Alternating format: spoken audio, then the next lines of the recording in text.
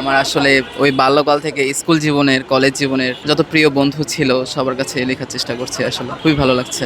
এটা খুবই খুবই ভালো, খুবই ভালো। কারণ আসলে ওই যে যান্ত্রিকতায় যখন আবেগ বিনিময় হয় না, ওইটাতে আসলে পুরোপুরি মানে এই ফিলিংসটা আসে না। যেমন এই যে আমার পাশে একজন চিঠি লিখছে, উনি একটু আগে কান্না করছিল।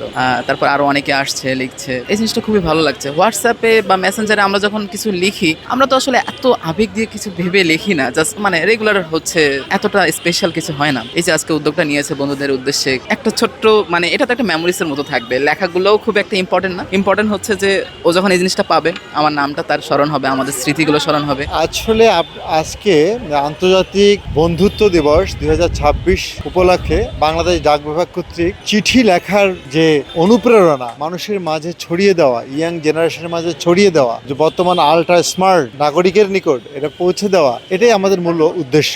আসলে আবেগ অনুভূতি সেটা কিন্তু আপনি ইলেকট্রনিক মিডিয়ার মাধ্যমে থাকে না, মুছে যায়, ডিলিট হয়ে যায়। কিন্তু আপনি যদি একটা কাগজের ওই 2 টাকার হলুদ খাম, 5 টাকার হলুদ খামে চিঠি লিখেন এবং এটা 20 বছর পরে, 30 বছর পরে আপনার বন্ধুকে কি লিখেছিলেন শৈশবে, কৈশোরে, যৌবনে, সেটা আপনি বৃদ্ধ বয়সে গিয়ে দেখবেন, সেই অনুভূতি কি কি অমায়িক অনুভূতি, মানুষের হৃদয়কে ছুঁয়ে যায়। আমাদের আজকের এই অনুষ্ঠানের মূল প্রতিপাদ্য হচ্ছে যে চিঠিতে গড়ি বন্ধুত্ব, ডাক সেবাই গড়ি আস্থা। আমাদের এইটার জন্য আমরা টার্গেট করে মানে এটাকে আমরা জাস্ট নির্ধারণ করেছি যে কোথায় করা যায়। সেই হিসাবে আমরা ঢাকা ইউনিভার্সিটির মল এরিয়াটাকে বেছে নিয়েছি। আমাদের কাছে মনে হয়েছে যে এই প্রজন্মকে যদি আমরা রিচ করতে চাই, সেক্ষেত্রে প্রথমে ঢাকা ইউনিভার্সিটি হচ্ছে একটি উত্তম একটা স্পেস হতে পারে।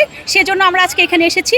এখানে যারা আছেন তরুণ প্রজন্ম, তারা বেশিরভাগই কিন্তু আসলে সবাই ডিজিটাল সার্ভিসের উপরে নির্ভরশীল। তাদের এই চিঠির মতন এই ধরনের সার্ভিসের বিষয়ে তাদের অনেকেরই কোনো জানাও নাই এবং তাদের অভিজ্ঞতাও নাই। আমাদের যে জেনারেশন, আমরা যে সময় বেড়ে উঠেছি, সেই সময়ে আমরা চিঠি লেখা, চিঠি পাওয়ার যে অনুভূতি, যে একটা আনন্দ, দুঃখ, বেদনা, যে অনুভূতিগুলো আমাদের সঙ্গে মিশে আছে, যেটা আজও আমাদের অনুভূতিতে কাজে সহায়ক, সেগুলোর অনুভূতিটা তাদেরকে আমরা দিতে চাই।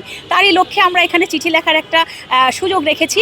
যারা লিখছেন ওনারা হাতে যেমন চিঠি লিখছেন, ঠিক চিঠিটা পোস্ট করার পরে সঙ্গে সঙ্গে তারা কিন্তু তাদের মোবাইলে সঙ্গে সঙ্গে একটা SMS পেয়ে যাচ্ছেন। তো তার মানে কিন্তু আমরা এই সার্ভিসটাতে আমরা অ্যানালগ এবং ডিজিটাল দুটো বিষয় তারা একসাথে অনুভব করতে পারছেন। তারা হাতে যেমন চিঠি লিখছেন, তারা ডিজিটালি ঠিক সেই চিঠির গন্তব্য বা সেই বিষয়ে সমস্ত কিছু তারা মোবাইলের মাধ্যমে পেয়ে যাচ্ছেন।